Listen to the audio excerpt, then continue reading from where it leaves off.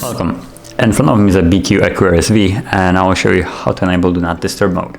So to start off, you will pull down the notification bar, and it's right here, this little bar. It will be looking like this at the beginning, and when you tap on it, you can customize it.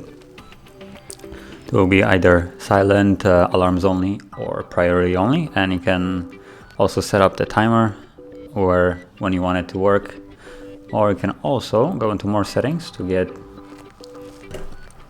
customize it to how you like it, and from calls, messages, and other options, you can choose which one you like, and then whenever you activate it, it will basically work the way you have set it up.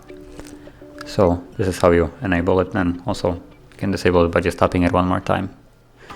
Now, if you found this video helpful, don't forget to hit like, subscribe, and thank you for watching.